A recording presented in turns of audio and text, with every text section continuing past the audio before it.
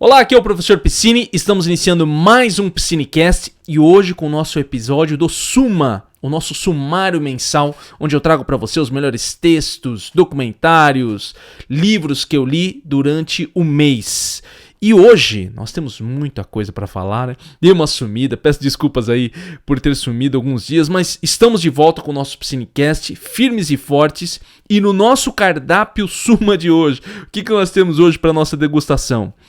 Nós vamos falar do documentário Cinemania, que é a história das videolocadoras de São Paulo. Muito interessante, mesmo você que não é de São Paulo, eu não sou, mas eu acho que é interessante, eu vou conversar com você sobre isso.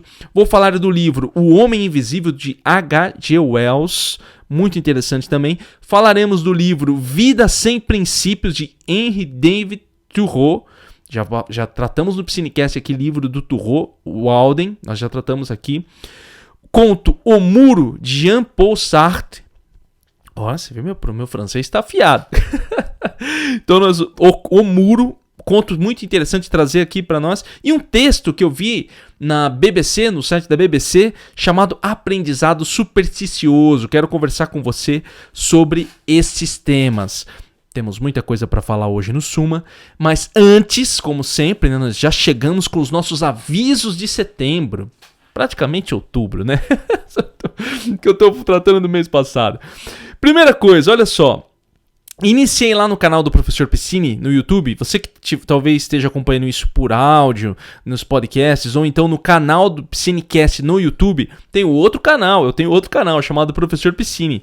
E nesse canal eu estou fazendo agora grupos de motivação para estudar. Todas as segundas-feiras às 16 horas. O que são esses grupos?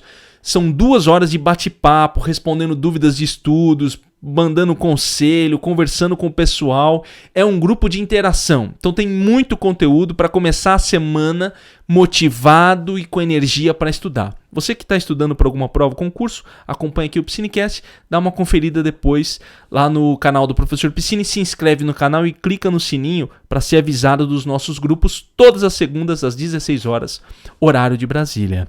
Outra coisa, eu me atrasei de novo. Muito dessa vez. Acho que é a primeira vez que o Piscinecast tem muito tempo sem nada. Até recebi uma mensagem de uma pessoa falando: pô, professor, você sumiu? Então, o que acontece? Primeiro problema, que eu achei que eu já tinha conversado com você. Não tinha deixado os textos prontos para o Piscinecast. Isso me atrasou bastante da outra vez. Agora eu já preparei os textos.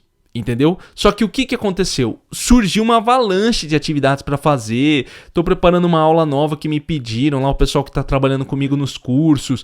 E questão do meu mestrado e faculdade, que eu achei que ia fazer menos matérias, no fim eu tive que fazer mais. Acabou me atrapalhando muito, porque mudou a grade, mas agora já estamos nos organizando, voltando a tudo certinho no Piscinecast. E outra coisa, lembra que eu tinha prometido que eu faria o Suma como um episódio a mais? Um episódio diferente? Por exemplo, eu ia colocar o Suma em outro... por exemplo, ia ter o episódio do podcast na segunda e o Suma na quarta. Não, cara, não vai dar, entendeu? Eu vou deixar o episódio do Suma, que eu acho importante nós termos ele, e eu vou deixar ele normal na nossa programação. Não vou na programação semanal. Então, uma vez por mês, nós teremos o Suma, onde eu trago aqui todos esses recados e esses avisos. Certo? 2 avisinhos rápidos aqui que eu tive que passar para você, para não deixar a nossa comunidade, a nossa guilda.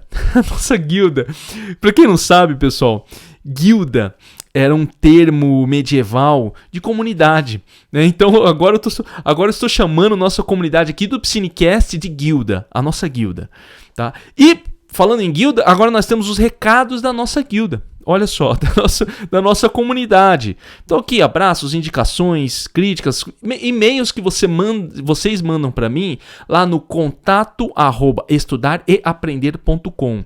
Tá? Mande o seu e-mail, indicação, reclamando. Pô, professor, você sumiu, falando. Professor, eu tô gostando do podcast. Manda no e-mail, contato@estudareaprender.com. Ou acesse lá o meu site, estudareaprender.com. É .com só, tá? Acessa lá e vai lá em contato e manda sua mensagem para mim. E, né, já faz um tempo que eu recebi aqui uma mensagem do nosso ouvinte Murilo, cara. Murilo já mandou faz horas, isso aqui já era para ter falado com vocês há muito tempo. Eu só coloquei o primeiro nome do Murilo, que eu não sei se ele queria ser identificado, mas ele enviou um e-mail para mim indicando o livro da Marie Kondo, A Mágica da Arrumação. Inclusive tem um documentário dessa Marie Kondo, no Netflix, que ela é uma das primeiras a falar sobre organização, arrumação. Eu lembro bastante dela. Não cheguei de ler o livro, mas o Murilo está indicando para a nossa comunidade. Inclusive, ele recomenda o livro em formato físico, porque tem vários encartes ali que ele acha melhor e achou interessante. Então, indicação do nosso ouvinte Murilo aqui para nossa guilda, o livro da Marie Kondo, A Mágica da Arrumação. Beleza? Pessoal, ele mandou aqui para mim. Um agradecimento aqui também. Um abraço para Ana Vitória. Ana de Vitória da Conquista, Bahia. Hoje eu tô enrolado, hein, pessoal? Ana de Vitória da Conquista, Bahia, que enviou um e-mail de agradecimento. Obrigado, Ana, um abraço. Nossa, outro que eu tô atrasado para mandar. Espero que o Matheus ainda esteja aí nos ouvindo. Matheus, se estiver ouvindo, me avise, meu amigo. Um abraço pro Matheus, que ele agradeceu ao nosso podcast 3 maneiras para ser mais feliz hoje. Ele mandou um e-mail de agradecimento para mim. Um abraço para ele também. E lembrando, você quer mandar aí um abraço, indicação de livro, indicação de filme, indicação de alguma coisa, o pessoal só não pode vender, tá? Se eu desconfiar que você tá querendo fazer um jabá aqui, não tem. Até que a nossa comunidade é pequena, não acho que alguém ia querer já mandar alguma coisa aqui pra vender. Mas se você tem uma indicação sincera pra nossa guilda, manda, que vai ser muito interessante. Manda lá no e-mail contato@estudareaprender.com. Beleza? Dados os nossos avisos, falei de tudo que é importante, vamos para o nosso conteúdo. Primeira coisa, nós temos esse documentário que eu assisti na Amazon Prime, chamado Cinemagia, a história das videolocadoras de São Paulo. Ele vai retratar o surgimento das videolocadoras, como que surgiram, a sua ascensão e a sua queda. Sabemos que tem... Eu não sei onde você está me ouvindo, mas... Eu não vi mais videolocadora. Na minha cidade sumiu as videolocadoras. Tinha uma que fechou agora há pouco. Agora há pouco eu digo 2018. Né? Tem uma de São Paulo que eles fizeram o documentário, fechou em 2017. Era uma videolocadora muito grande. Apesar do documentário focalizar em São Paulo, eu tenho certeza que você de qualquer cidade, cara, que tem aí mais de 30 anos, entregando nossa idade aqui, né? Vai se identificar. Eu mesmo que sou de Campo Grande, Mato Grosso do Sul, eu vi muito da experiência de videolocadora. E uma coisa que foi dita lá no documentário que eu acho muito interessante é a experiência física que é uma videolocadora. De você ter contato, de você visualizar. É muito diferente de você ver, por exemplo, numa tela. Igual nós vimos hoje nos streamings, né? Uma tela para eu escolher o que eu quero assistir e tal. Primeiro porque a tela do streaming ela vem preparada pelos algoritmos, o que muda bastante uma experiência de você entrar em uma videolocadora onde a organização às vezes era por ou categoria, ou por estilo, ou por ordem alfabética, etc. Isso te dá, olha que coisa interessante, te dá a oportunidade de conhecer muito mais coisas interessantes, porque saem da sua bolha. Veja o que acontece hoje no streaming. Se você assiste, por exemplo, muitos filmes de terror, suspense, o algoritmo ele vai trabalhando para te entregar mais aquilo. Você vai acaba que você fica numa bolha. Mesmo os filmes de categorias diferentes, por exemplo, uma comédia ou mesmo uma ação, ele vai estar meio que no escopo daquilo que você poderia gostar. E você acaba formando uma grande bolha que você não sai muito dali. Coisa que já a experiência de uma videolocadora dava para você. Porque eu poderia entrar numa videolocadora, como faríamos, né? Antes de você ir lá, via o pôster, falava, olha, né? Ó, saudosismo. Eu não sou muito saudosista, não, mas você via o pôster, falava, olha, tem um filme novo. Sabe o que eu me lembro muito bem? Do pôster do Matrix, quando saiu. Eu olhava aquilo, meu Deus, Matrix, deve ser muito louco. Você via aquele pôster. E essa experiência eu percebo muito também com livraria. Apesar de eu comprar muito na Amazon, eu sempre falo para vocês, eu sempre entro em livrarias de livros físicos, seja algumas que tem aqui na minha cidade, seja sebo. Por quê? Porque a experiência de ver os livros em ordem alfabética e temático me possibilita abrir uma visão muito grande de coisas que talvez eu não descobriria se eu tivesse que buscar ou se eu estivesse navegando na Amazon.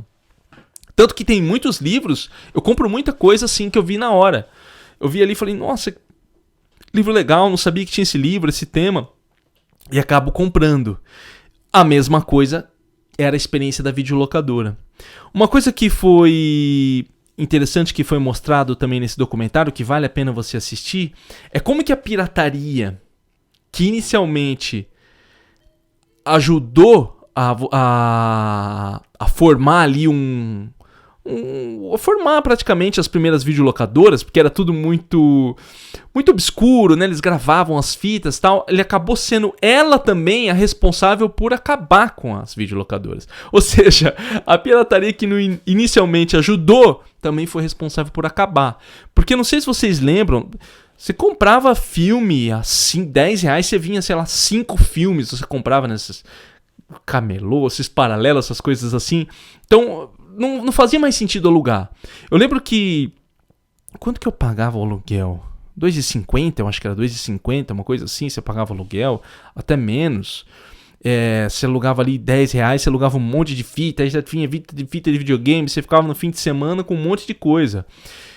Com R$10 agora você podia comprar jogo, você podia comprar, né, no auge do PlayStation 2, né, da pirataria no PlayStation 2, que ajudou ele a crescer bastante no Brasil. Você tinha já um sistema que impedia, né, a locação de você estar lá naquele meio. Lógico, né, antigamente nós achávamos que isso era muito bom, e de fato era. Você poder ter mais acesso a coisas que talvez você não teria se você não tivesse um videocassete, poder alugar sempre. Mas a experiência de ir na locadora é uma coisa que foi perdida. E no documentário é relatado muito isso, sabe? De você ir, conversar. E tinha muita gente que trabalhava em videolocadora e sabia de filmes. Então você perguntava, me indica um filme aí, sei lá, de alguma coisa que eu tô... Às vezes você entra na videolocadora, você entrava, né? Despercebido, assim, eu quero um filme de ação. Aí o cara indicava, tem esse filme aqui, tem esse filme aqui. Assim como numa livraria, a função do bibliotecário, quando você tinha, né, mais ainda, você falava, eu quero um livro tal, assim, o bibliotecário te indicava. E ali gerava uma conversa também. Então é muito mais humano esse processo da videolocadora. Lógico, eu não estou falando aqui, pessoal, não estou querendo ficar naquele saudosismo do tipo, não, vamos acabar com o streaming e voltar para a videolocadora. Não é isso, não é isso. Mas eu acho que seria interessante haver ainda algum tipo de espaço onde você pudesse conversar com pessoas ali, trocar uma ideia, ter alguns filmes, discutir alguns filmes. Eu sei que muitas pessoas hoje fazem alguns eventos com filmes e fazem uma discussão depois, mas é legal você ter aquele espaço onde você poderia escolher algo e depois você poder conversar com a pessoa, fazer alguma coisa, etc. Né? Então, assim, esse documentário vale a pena, tá? Vale muito a pena você assistir. Você que é dessa época, lógico. Se você for mais novo, eu tô falando em videolocadora, você tá pensando, o que é isso? Então, cara, se você já pensou no que é isso, só a título de conhecimento, caso você queira, vale a pena. Mas, no geral, eu indico só para quem viveu mesmo essa experiência de videolocadora. E vale muito a pena, porque você vai gostar bastante. Beleza? Seguindo aqui no nosso cardápio do Suma, vamos para um livro que eu li também esse último mês aí, né? Tem vários livros que já tá na sequência do Suma para trazer, que é O Homem Invisível, do H.G. Wells. Eu estou ensinando uma jornada aí da leitura dos clássicos. Alguns clássicos da ficção científica. E agora eu estou dando uma passada aí pelos livros do H.G. Wells. Peguei alguns livros do Sherlock Holmes também para ler. Sir Arthur Conan Doyle, que é o autor, quase me fugiu o nome aqui, né? Que vergonha, né? O professor Piscine fala de livros, esquece o nome do autor. E aí eu li O Homem Invisível. E olha, eu confesso, cara, que assim, eu achei que era bem diferente. Eu sei que, lógico, nós estamos falando de um livro de 1897, né? Mas em um determinado momento, o livro me parece muito um filme do Charlie Chaplin, sabe? assim, ó, meio um pastiche, meio uma comédia, assim, de perseguição. O livro é anterior ao Charlie Chaplin, então não é uma influência, tá? Mas eu achei que seria mais sério. Eu imaginava o livro do H.G. Wells um livro mais sério. Ainda que ele tenha alguns momentos interessantes, é um livro assim que não tem um aprofundamento muito grande, mas isso é uma característica minha como leitor, que eu gosto da coisa mais aprofundada e tal. Mas é divertido, é um livro bem divertido para você passar um tempo, para você... E ele é bem... Uma outra característica também que eu achei, ele é bem... Como que eu vou dizer assim? Acaba indo quase que pro lado do terror em um determinado momento. Algumas cenas eu digo assim, né, na leitura que você vai imaginando, são pesadas. Eu falei, poxa, caramba, aqui pegou pesado mesmo, né? Quase um Edgar Allan Poe, sabe? Assim, uma coisa indo pro lado do terror, é uma mistura de comédia. É interessante se você pensar quando ele foi escrito e toda essa revolução da ficção científica e essas explicações. Eu que sou um leitor de Júlio Verne, li muitos livros do Júlio Verne, eu gosto muito dessa coisa de explicar que o Júlio Verne faz, que é o seguinte: você lê o livro e à medida que ele explica, você tem quase a sensação de que você pode fazer aquilo também. Por exemplo, do Homem da Terra à Lua, que é um livro do Júlio Verne, ele tem detalhes matemáticos do tipo, não, porque se você colocar a pressão tal e você colocar um projétil a tantas velocidades, você é capaz de chegar na Lua. Você lê aquilo e fala, caramba, esse cara, meu Deus, dá pra fazer uma máquina aqui pra ir pra Lua. E o H.G. Wells também faz isso muito bem, com os processos químicos que vão gerar aí, que vai surgir o Homem Invisível. Né? E é um personagem interessante, o próprio protagonista, que é o Griffin, né? Que é o Homem Invisível. Por quê? Porque você fica em dúvida se ele é uma pessoa inescrupulosa ou se de alguma forma aquela fórmula da invisibilidade transformou ele em uma pessoa diferente. Uma frase bem interessante que o Griffin coloca é o seguinte, olha, porque uma passagem do livro. Passei em revista todas as coisas que um homem pode desejar. Sem dúvida, a invisibilidade me ajudaria a consegui-las, mas também tornaria impossível desfrutá-las. A ambição, por exemplo. De que adianta ocupar uma alta posição quando não se pode ser visto ali? O amor? De que serve o amor de uma mulher se cada uma delas pode se transformar numa Dalila? Nunca me interessei por política, pelas patifarias da fama, pela filantropia, pelo esporte. O que me restava fazer? Ali estava eu, um mistério enfaixado dos pés à cabeça, uma caricatura de homem coberto de ataduras. É interessante. Se você pensa... Ele fala desse negócio de ataduras, tá? Porque ele tem que usar atadura, porque como ele é invisível, ninguém vê. É que eu lembro de assistir um filme do Homem Invisível quando era criança, que ele usava maquiagem. Mas nesse aqui não tem, ele usa umas faixas, assim. Essa é uma cena que eu acho legal. Bacana, assim, de um cara enfaixado, com sobretudo. É meio sinistro, assim, eu gostei dessa ideia. Né? Se você ainda, mais uma vez, pensar que em 1897, é muito interessante. Mas veja que como que é esse protagonista... onde ele tem invisibilidade, mas ele pensa, para que serve isso? De que me adianta isso? Do que adianta ocupar uma alta posição quando não se pode ser visto ali? Né? Olha que coisa interessante. As questões humanas. Porque, veja só, tem muita gente que fala poder, fama, dinheiro, mas isso tudo está atrelado à questão social. Se a gente começar a pensar que um homem invisível estaria descolado da sociedade. Por que descolado da sociedade? Porque a partir do momento que eu não te vejo, como que você faz parte da sociedade? E aí você começa a pensar, então tudo que eu posso construir, tudo que eu posso ter, todas as minhas ambições e os meus desejos estão atrelados ao papel que eu exerço na sociedade, aquele papel que eu tenho na sociedade, a como as pessoas me veem. Uma vez que eu perdi tudo isso, qual que é o sentido? Qual que é o sentido? Se eu não vejo... mas eu sei que tem um homem invisível lá, o cara mexe, encosta, põe a faixa nele, mas não é a mesma coisa.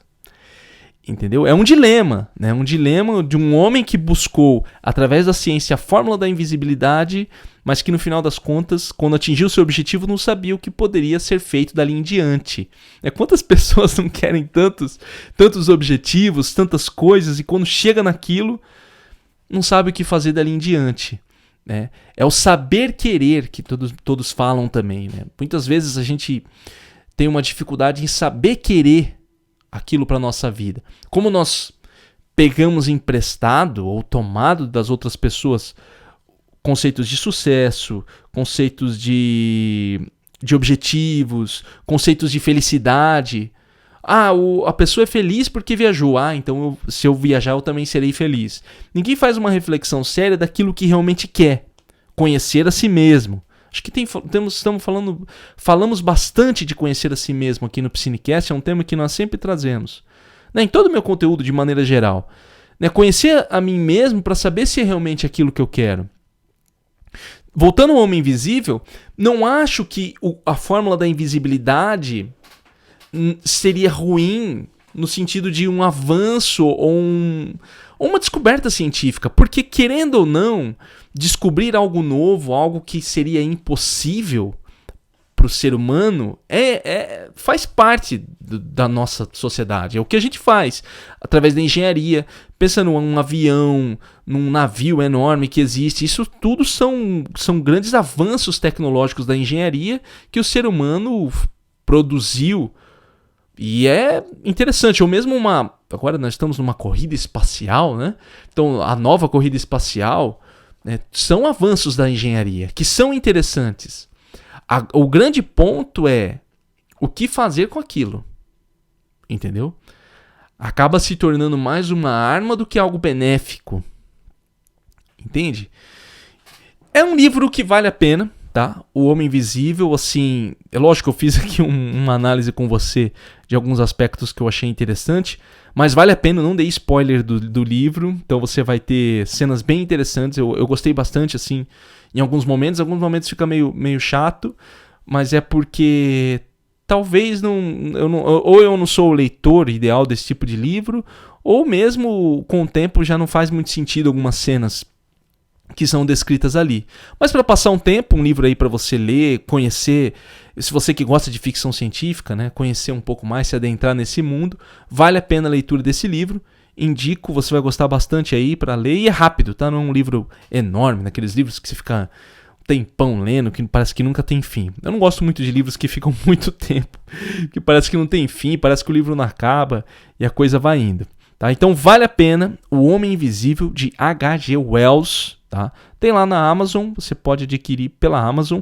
Esse livro eu li do Amazon Prime. Tá? Os livros que eu li aqui dessa semana e o documentário, todos estão dentro da minha conta do Prime. Tá? Tem o Amazon Prime, vale a pena você que tem o Amazon Prime ter. E você que não tem, vale a pena ter. Adquirir o Amazon Prime. Eu vou deixar o link na descrição aqui do vídeo do YouTube, do podcast. Eu vou deixar o link do Amazon Prime para você se inscrever, caso você não tenha se inscrito. E se você se inscrever pelo nosso link, ajuda a manter aqui o nosso projeto. Eu agradeço quando você faz isso, tá? Muito obrigado.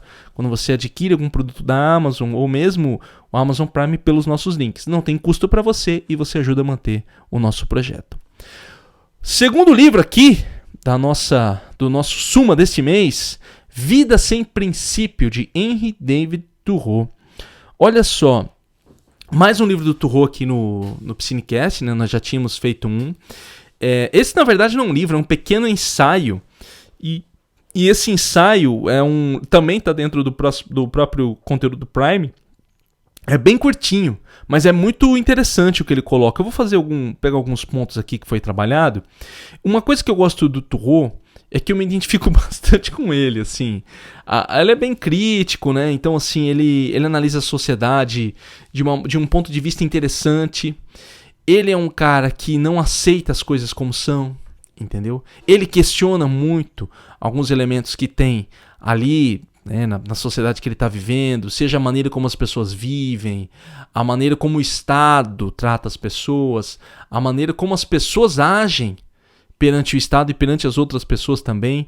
Então tudo isso E não é um cara que ele é como se diz, né, como as pessoas diziam, um rebelde sem causa, sabe assim? Quem contesta só por contestar. Quem não tem um aprofundamento. Ele é uma crítica, mas uma crítica aprofundada. Se ele faz uma crítica ao trabalho das pessoas, não é assim, deixem de trabalhar, trabalho não presta pra nada. Não é isso. Ele fala, olha, o trabalho pode ser mais do que isso. Entendeu? Viver em comunidade pode ser mais do que isso. Você não precisa ficar preso somente aos seus bens materiais. Então há um aprofundamento quando ele faz a crítica dele. E ele é uma pessoa que vai fazer uma crítica muito ferrenha. Entendeu? Ele é muito direto. Ele não fica com... Por exemplo, eu já procuro mais amenizar as coisas, da minha maneira de comunicar. Ele não, ele já fala mesmo. Fala, não, vocês estão perdendo estão perdendo tempo, isso aí é só bobeira. Uma coisa importante sobre o Thoreau, né, que são várias coisas que eu quero trazer aqui, liberdade, trivialidade, arte e trabalho dele. Uma coisa que é importante deixar claro é o seguinte, uma coisa que sempre fica, mas esse cara é de direita ou esquerda? Esse é o Thoreau, tá mais ligado a isso, tá mais ligado àquilo. E eu quis trazer aqui um estudo feito pelo professor Crispin Starwell, né, que ele fez um texto que foi publicado lá no Wall Street Journal, e ele fala o seguinte: Thoreau não pode ser explicado pela compreensão moderna de esquerda e direita. Anexá-lo a ambos os lados é o pior de anacronismo, é o pior tipo de anacronismo. Portanto, cuidado com os pensadores contemporâneos que tentam reivindicar Thoreau como seu. Entendeu? Ele coloca isso, o que é anacronismo, caso você não saiba? É julgar o passado com o olhar do presente. É falar assim, não, Thoreau aqui, não, ó, você tá vendo, ele tem um pensamento libertário. Ah, não, ele tem um pensamento marxista, comunista, etc. É importante a gente sair disso, por quê? Porque os escritos dele estão antes dos trabalhos de Marx, antes desse trabalho todo. Tudo bem que já havia ali os conceitos liberais, mas é de antes disso. E é comum associar o Thoreau a qualquer tipo de ismo. Ah, ele é isso, ele é daquilo, ele não é de nada, ele é só ele. Entendeu? O conceito dele é a partir dele somente. Ele não está ligado a nenhum tipo de escola política, econômica. Tanto que, se você pegar o Thoreau em partes com uma grande influência de Rousseau, vai falar dessa importância de viver em comunidade, assim como ele vai tratar muito da liberdade individual. Ele não fala muito em comunidade. Apesar de ele prezar pela comunidade, ele fala que a vida em comunidade começa com você tendo a sua própria individualidade. Entende? E não dá pra gente analisar com os olhares de agora. Tudo bem, alguém pode falar, mas ele parece mais com isso, com aquilo. Você pode achar o que você quiser. Mas o fato é, ele não pertence a nenhum desses lados. Entendeu? Ele é ele. Assim como tem Cristo, Krishna, Gandhi, que as pessoas gostam de colocar de um lado para o outro. Então, assim, tenha isso claro, tá? Tenha isso muito claro quando se faz uma leitura do Thoreau. Para não ficar, porque senão alguém chega aqui e fala, né? É sempre bom tomar cuidado com isso, as pessoas têm uma leitura às vezes muito rasa das coisas e fala, esse cara aí é de tal coisa. Se bem que quem fala isso também já nem importa muito, né? Vamos lá. Arte e trabalho, olha só. Olha o que o Thoreau fala. Penso que não há nada, nem mesmo crime, que mais se opõe à poesia, à filosofia ou à vida em si do que um trabalho incessante. Olha só.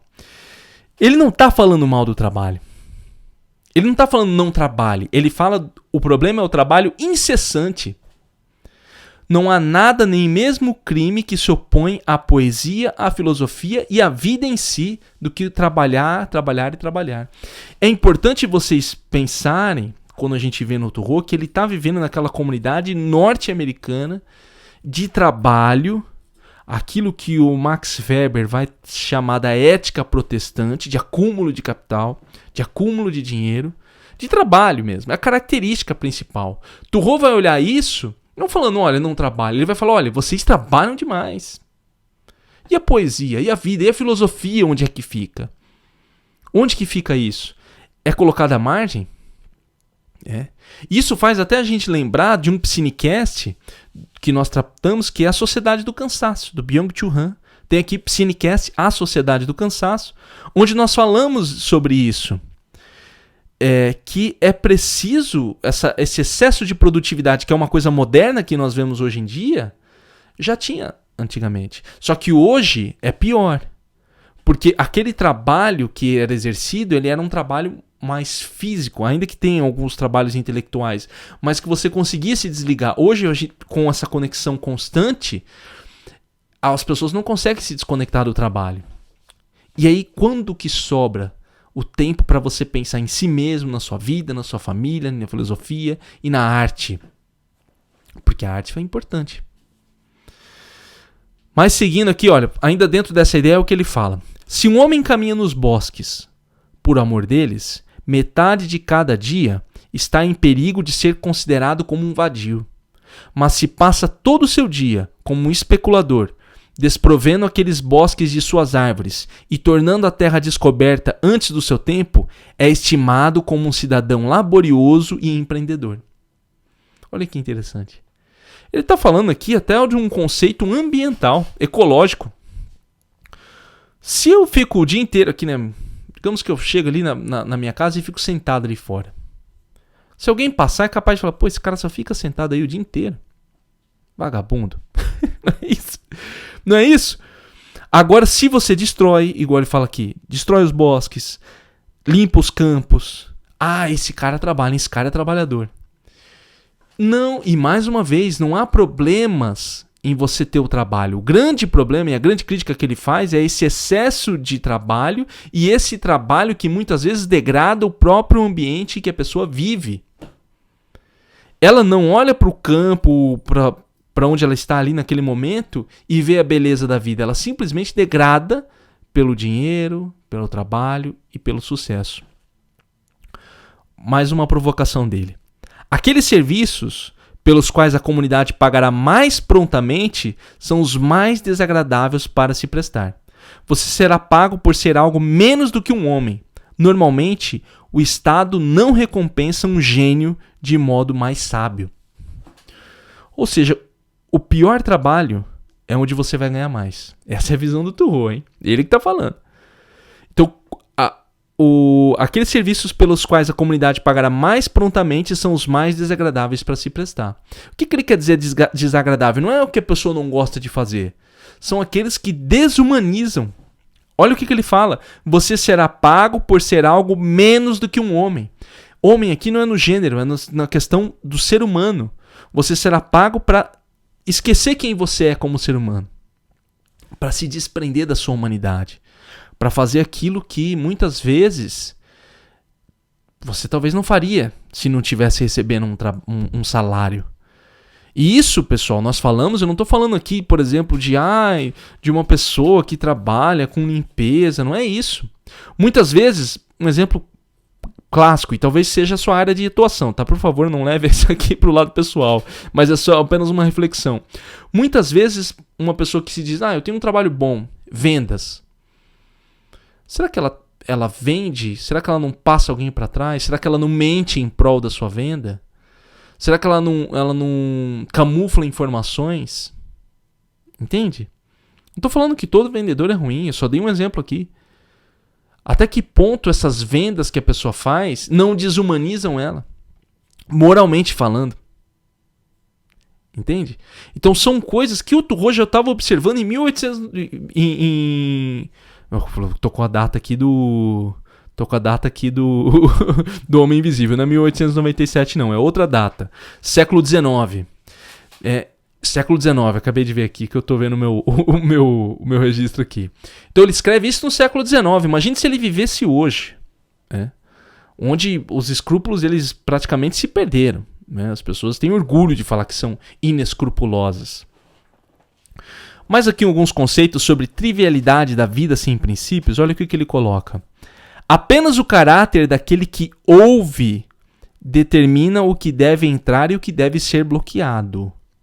Creio que a mente pode ser constantemente profanada pelo hábito de prestar atenção às coisas triviais, de modo que todos os nossos pensamentos devem ter a aparência da trivialidade. O que ele quer dizer? Apenas o caráter, ou seja, apenas a sua moral, determina o que entra no seu ouvido e o que deve ser bloqueado. É a sua moral, aquilo que você determina se é bom ou ruim para você ouvir, para você prestar atenção, ou para você descartar. Se você dá atenção a muita fofoca, a muita conversa fiada, a bobeira, a besteira. Lógico, o conceito de bobeira e besteira, o que eu estou falando aqui, é o que você vai definir, não é o meu. É o que você está definindo aí. Isso muitas vezes está alinhado àquilo que você colocou para si mesmo. E ele fala, ó, a mente pode ser constantemente profanada pelo hábito de prestar atenção às coisas triviais. Se você gosta de fofoca, você sempre vai atrás de mais fofoca. Entendeu? É esse o ponto que ele está colocando aqui. Os maus hábitos que você cultiva.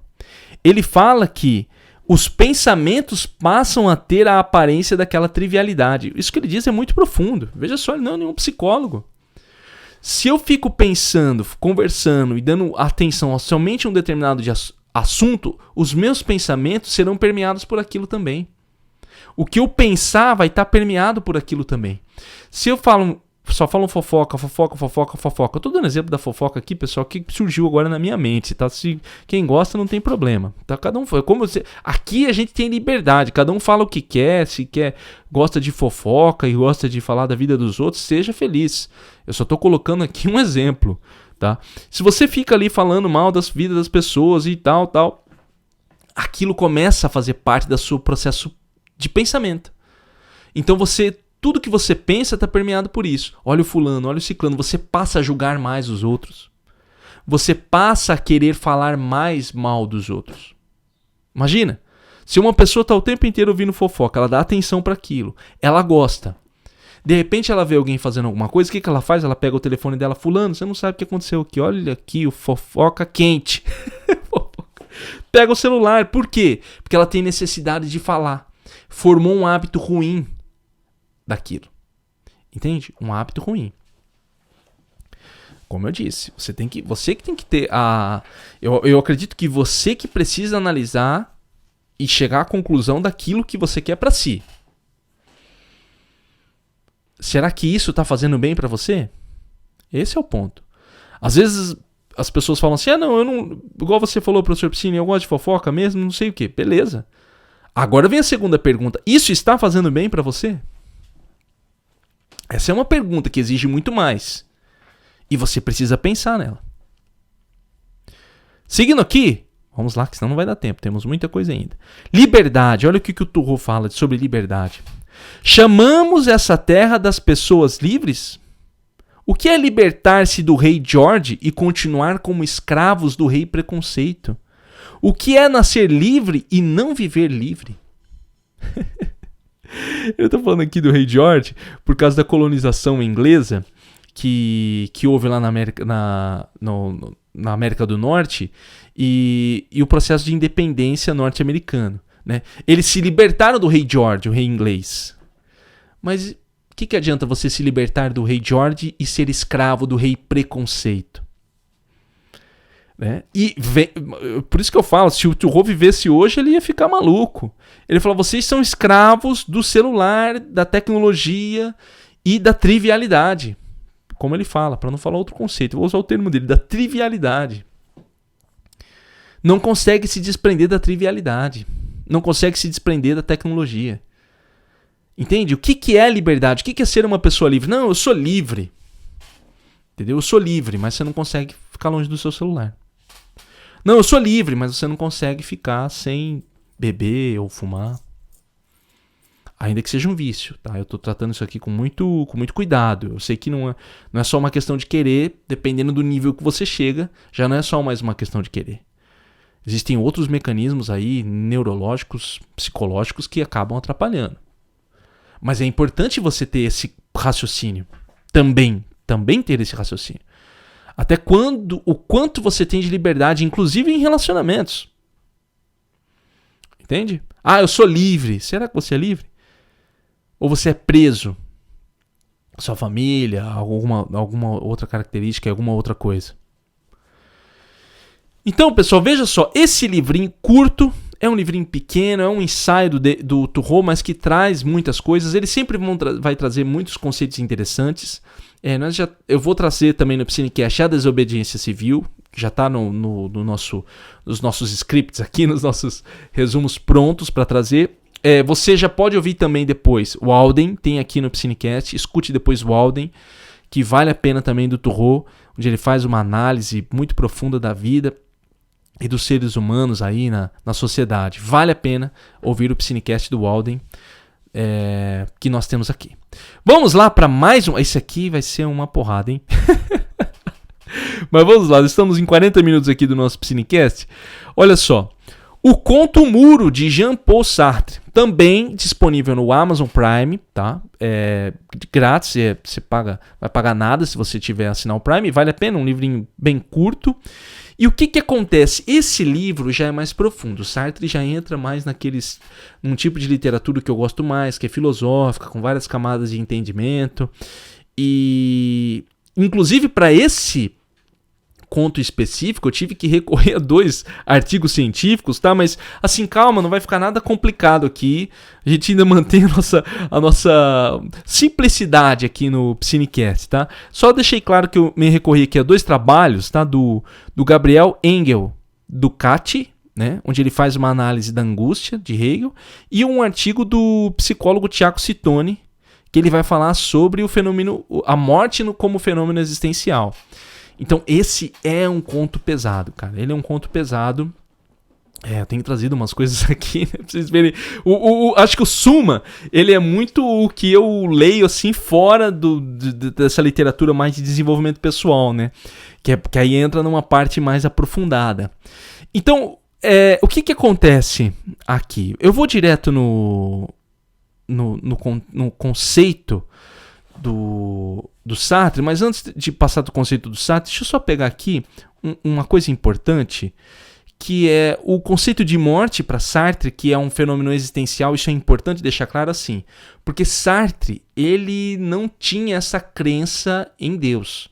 Então a morte para ele é um fim, só um fim, tá? É só um fim. É importante deixar isso claro, por quê? Porque o livro ele vai por esse lado. Tá? Ele vai por esse lado, ele faz essa análise por esse lado.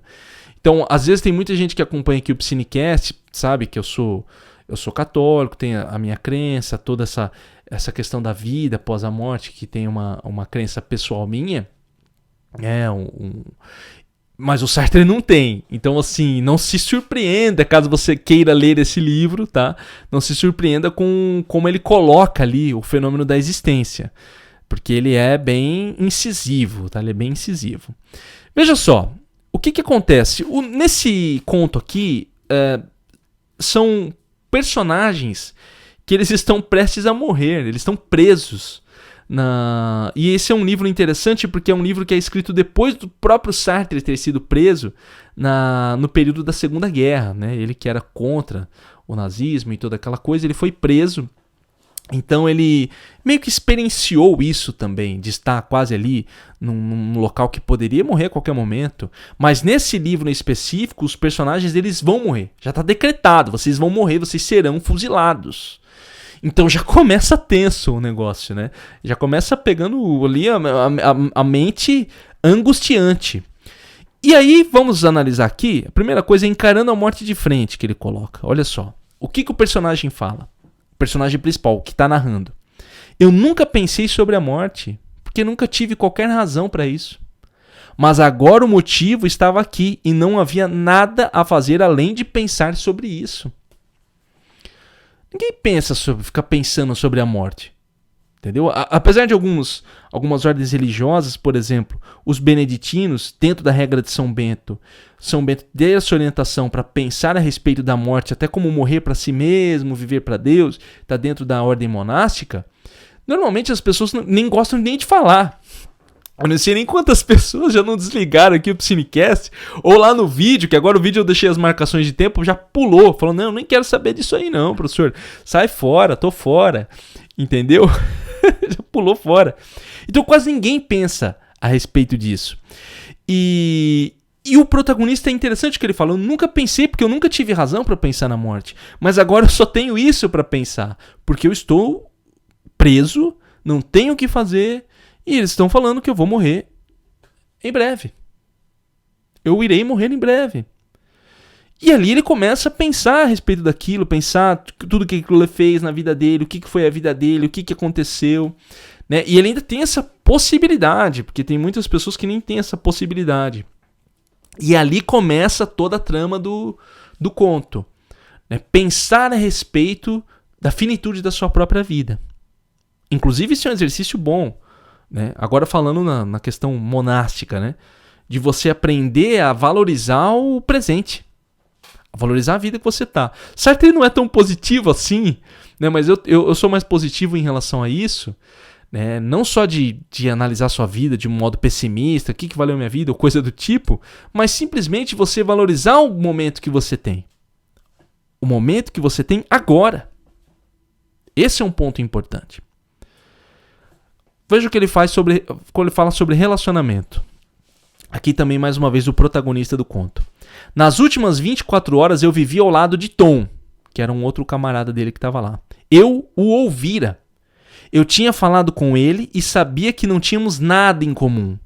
E agora parecíamos tão parecidos quanto irmãos gêmeos, simplesmente porque íamos morrer juntos. Tom pegou minha mão sem olhar para mim. Olha só. Em meio à angústia do medo da morte solitária, que é uma coisa que pega muitas pessoas, morrer sozinho, surge a relação com o outro. Você acaba transformando pessoas desconhecidas em seus companheiros. Na angústia do momento. Por isso que eu trato do...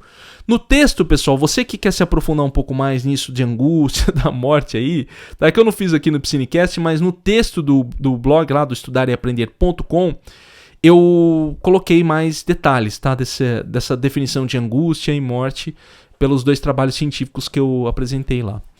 Mas essa angústia faz você observar o outro. Como aqui no Psinecast nós somos mais positivos, a questão que fica aqui é justamente essa. Por que não valorizar o relacionamento com o outro agora? Por que esperar ficar diante da morte para você valorizar a outra pessoa? Entende? Quantas vezes a gente não fica com raiva, não gosto, tô brigando, tô de saco cheio, mas você não sabe quanto tempo você tem disponível. Mais uma vez, um exercício monástico a respeito disso. Memento mori. Acho que eu falei certo. Lembre-se que você vai morrer. É o que os monges falavam. E não no sentido mórbido isso aqui, tá, pessoal, que eu tô falando pra vocês. É no sentido de valorizar o presente e a vida que você tem. As pessoas que você tem ao seu redor. Olhar para o outro. Dar atenção ao outro.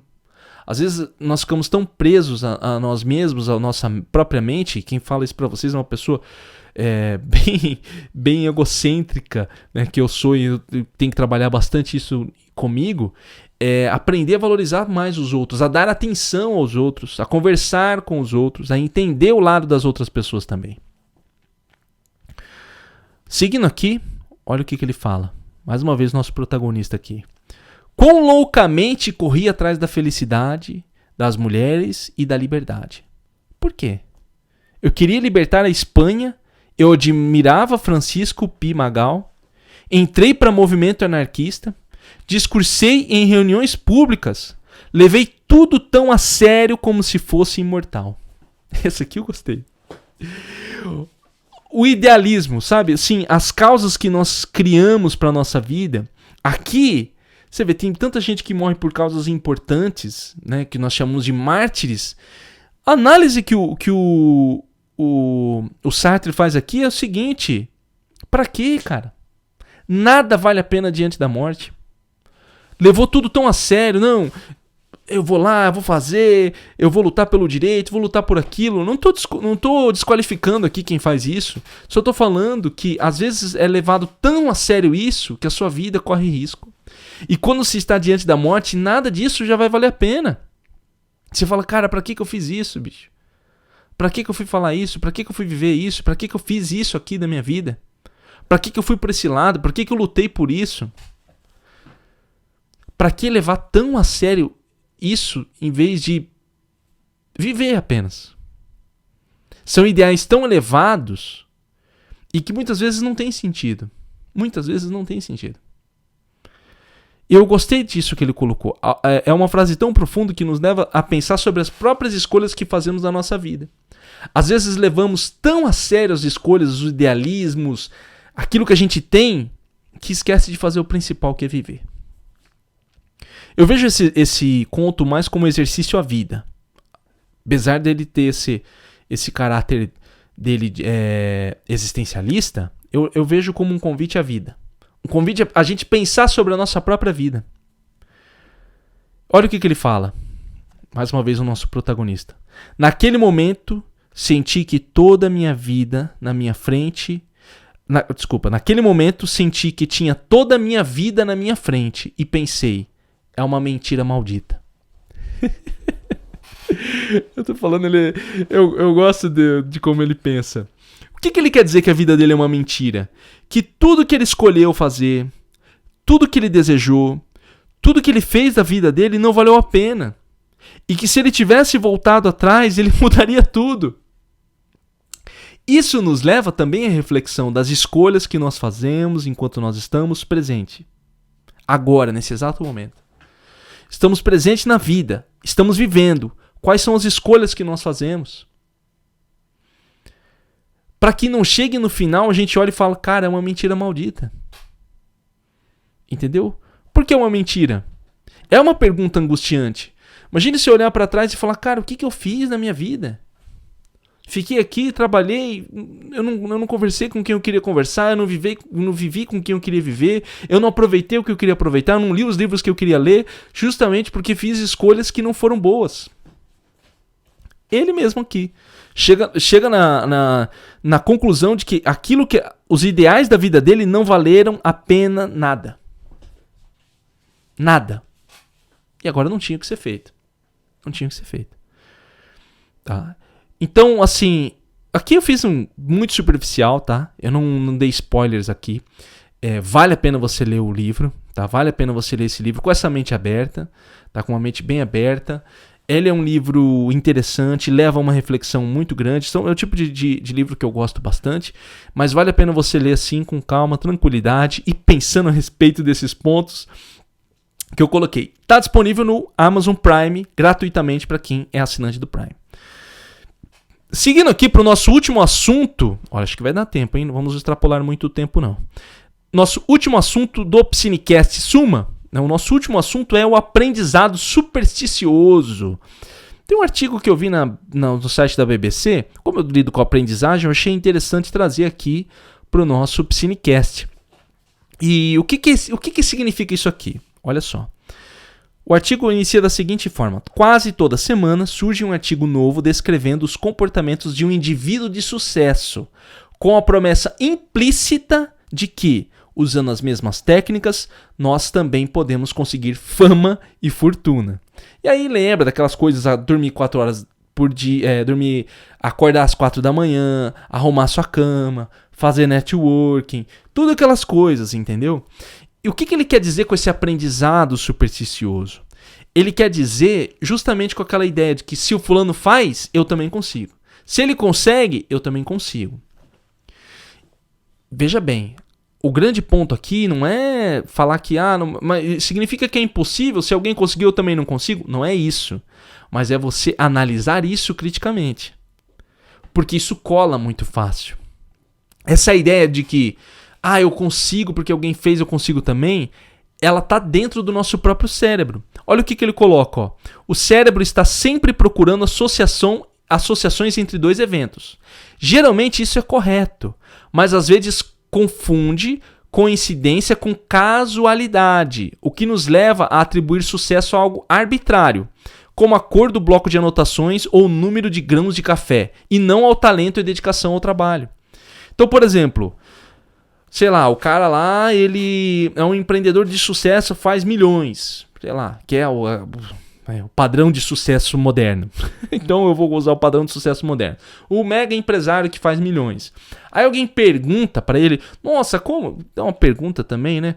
Nossa, como que você ganha milhões? Aí o cara fala, olha, é preciso, o que eu faço sempre é acordar às 4 da manhã. Aí pronto, se você quer ganhar milhões, acorde às 4 da manhã. E vira uma coisa, entendeu? o cérebro associa isso, que pode ser uma casualidade. Ele deixou de contar todos os pormenores da vida dele. O tanto que ele estudou, o tanto que ele trabalhou, os fracassos que ele teve, a resiliência que ele tem, a capacidade, sorte que ele teve, a ajuda de outras pessoas. Também tem esses pontos, porque todo mundo às vezes agora coloca na questão do sucesso, não, fulano fez tudo sozinho, self-made man, não, o cara vai lá, conseguiu fazer tudo sozinho, não teve ajuda de ninguém, e todo mundo conta uma história linda, né? Lógico, a sua própria história você vai contar uma história maravilhosa, e todo mundo esconde aquilo que não quer que apareça. Olha só, algo similar pode estar ocorrendo em escala muito maior. Graças à imprensa, quando um bilionário, um escritor de prestígio ou um atleta de nível internacional nos conta sobre sua rotina diária, alguns dos seus comportamentos terão sido adquiridos por aprendizado supersticioso e nós podemos seguir esses conselhos como se fossem verdade absoluta. Então, digamos lá, o cara também, ele fala, não, eu uso, por exemplo, eu descobri que eu acordando 4 da manhã é o segredo do meu sucesso. Entendeu? Ele associou isso ao sucesso dele. Mas pode ser que, cara, por ele acordar mais cedo, ele conseguiu estudar mais, ele era um cara que funcionava bem na parte da manhã. E também isso conta ciclo biológico, ciclo circadiano. É um cara que de manhã ele tá melhor, a mente dele tá melhor. O mercado lá de ações abriu, a bolsa, sei lá como é que funciona isso, abriu a bolsa de valores e o cara ganha milhões. Então, tem vários elementos que também ele não sabe da sua própria rotina. E que ele fala, não, cara, eu acordei 4 da manhã, né? Eu me lembro daquela frase do... Não sei, é uma frase associada ao Rockefeller, mas não sei se foi ele que disse não, né? Qual que é o segredo para a riqueza? Ele fala, acordar 4 da manhã e descobrir petróleo. Que é quase isso, né, cara? Tipo, não, você faz isso, e descobrir petróleo, porque esse é o lance, é o grande lance. E aí o que ele coloca? Olha, diversos estudos na última década demonstraram que temos a tendência a imitar excessivamente quando aprendemos algo com outras pessoas, copiando todas as suas ações, mesmo quando não há uma razão óbvia e lógica para um ato específico. Então o que acontece, pessoal? Essa questão do aprendizado supersticioso é quase um efeito placebo, entendeu? O que significa isso? Então peraí, eu tenho sucesso porque eu, sei lá, converso muito com as pessoas. Pode ser que sim, pode ser que não, entendeu? Pode ser que você, sei lá, na verdade tem outros elementos. Você seja uma pessoa que, sei lá, teve alguém que te ajudou de alguma maneira e você associa uma outra coisa. Entende? O que é o efeito placebo, para ficar claro aqui? É quando não é uma coisa que tem um efeito direto, mas você pensa que tem um efeito e age diretamente na sua mente. A questão do aprendizado supersticioso não é que, peraí, professor, então, mas eu comecei a acordar 4 horas da manhã e minha vida tá melhor. Beleza, cara, não é para você deixar de fazer isso. A questão do aprendizado supersticioso não é deixar de você fazer aquilo que faz bem para você. É você deixar de acreditar em coisas que não têm sentido. Entende? Que é o que é colocado para todo mundo. Imagine uma pessoa que não consegue acordar. Eu tô falando muito do 4 da manhã porque é o padrão agora, né? Talvez agora, sei lá, quando você tá ouvindo esse Psinecast mudou. Mas talvez uma pessoa que olha e acordar 4 da manhã fala, cara, eu não consigo acordar cedo. A minha cabeça fica explodindo, eu fico parecendo um zumbi, eu não presto atenção em nada. Aí o que ela vai achar? Eu nunca vou ter sucesso. Porque eu tenho que acordar 4 da manhã, igual o cara falou que eu tenho que acordar 4 da manhã. Não existe isso. Não existe. Mas o Bill Gates lê 10 livros por dia. Eu estou exagerando, tá, pessoal? Estou exagerando aqui nos exemplos. Eu quero fazer isso também. Beleza, cara, pode te ajudar. Você quer ler os 10 livros por dia? Pode ler. Pode ser bom pra você. Como pode não ser bom. Entendeu? Fique com aquilo que é bom. Eu vi alguém fazendo tal coisa e gostei. Beleza. Mas tome cuidado, não fique associando sucesso ou fracasso a uma única coisa que não é isso. Existe uma complexidade muito maior na questão de aprendizado, de sucesso, do que torna uma pessoa melhor ou outra pior. E além disso, o próprio conceito de sucesso. Eu só tenho sucesso se eu ganhar bilhões. Lógico que não, cara. Você pode ser uma pessoa super agradável, ter um emprego numa boa, questões materiais, ou sei lá, você vive muito bem. Esse é um sucesso, você é uma pessoa de sucesso da sua maneira também. Beleza? Chegamos aqui então nas nossas divagações finais, né? Para encerrar aqui o nosso Piscinecast, o nosso sumário mensal aqui do Piscinecast. Primeira coisa, vale a pena ler os livros do Thoreau e do Sartre, tá? Vale a pena. Pode soar até meio pesado, mas vale a pena sim. Provoca uma reflexão. Faz isso aqui, ó. Dá uma mesclada, assim, uns assuntos mais leves e coloca esses assuntos mais pancada para você não ficar muito para baixo. Então você faz essa mescla aí, que vale a pena. Uma coisa que eu quero fazer é ter uma meta de leitura. Por exemplo, ao invés de colocar a meta de ler 10 livros este ano, você pode colocar, por exemplo, ler todos os livros do Tolkien, ou ler todos os livros do H.G. Wells. Vou ler todos os livros do Sartre. Colocar uma meta de leitura assim, por temática. Isso ajuda também. Entendeu? Às vezes, porque você fala, vou ler 10 livros num ano, mas aí você nem tá afim de ler alguns livros que você colocou ali. Vale a pena você deixar uma meta categorizada. E cuidado com o aprendizado supersticioso, tá? Você tem suas próprias características, observe a si mesmo, vê aquilo que funciona, pegue dos outros bons exemplos, mas exemplos que sejam bons para você também, teste e aplique isso na sua vida. Beleza? Então é isso. Muitos assuntos, muitos temas aqui. O que você achou deste Piscinecast, desse Suma deste mês? Mande um recado aqui para a nossa guilda, a nossa comunidade do Piscinecast. É só mandar um e-mail para contato@estudareaprender.com ou acessar o site estudareaprender.com e vai lá em contato, você manda sua mensagem, sua sugestão, fala, professor, eu não gostei desse Piscinecast, eu gostei desse Piscinecast, mande aqui que eu dou uma ali. E você me avisa, tá, professor, pode falar meu nome lá, ou não, professor, coloca como anônimo, eu quero anonimato, manda pra mim que eu faço o comentário aqui no nosso Suma uma vez por mês, tá? Lembrando que voltamos com tudo. E o nosso Piscinecast tem o link aqui da Amazon para você adquirir o Amazon Prime. Se você comprar pelo nosso link, ajuda, muito obrigado. E lembrando que o Piscinecast vem com suporte do meu curso Método 5. Você que está estudando para prova, concurso ou faculdade, quer organizar a sua mente, organizar a sua rotina e aprender do jeito certo? Acesse método5.com. 5 o número, tá? método5.com. Acesse, você vai ter acesso aí ao curso e eu vou ajudar você a estudar. É isso, nos vemos numa próxima semana. Um abraço e até mais.